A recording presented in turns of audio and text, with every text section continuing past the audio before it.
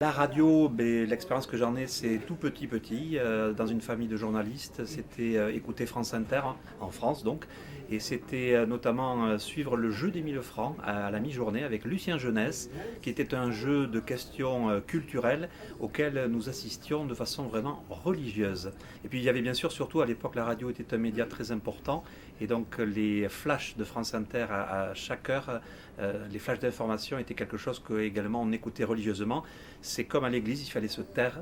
Il fallait vraiment, lorsqu'on était dans la voiture, vraiment avoir tous la main sur la bouche et ne pas parler parce que la radio, c'était quelque chose qu'on écoutait religieusement, une fois de plus, et quelque chose qui était à l'époque un média principal parmi d'autres médias comme les journaux notamment, je pense, et aussi la presse magazine. Alors qu'est-ce que représente la radio aujourd'hui? La radio, c'est un média qui est un média qui est assez ancien, qui est pourtant a su s'adapter.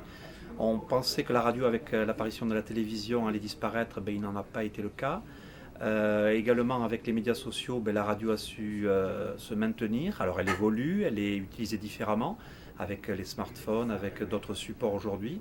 Et puis la radio, ça a toujours un mérite comparativement qui est incontestable, c'est que la radio, on peut écouter la radio en faisant d'autres activités, aussi bien en cuisinant, en bricolant, en étant en voiture, sur les podcasts, on peut écouter la radio en se promenant dans la rue. C'est un média qui est très souple et qui, surtout, et on le voit avec le thème de cette année, permet aussi de joindre les gens en cas de crise de façon très efficace et pratiquement sur toute la planète. Donc c'est quand même un média exceptionnel pour ça et un média qui, à mon avis, a encore de longues années devant lui.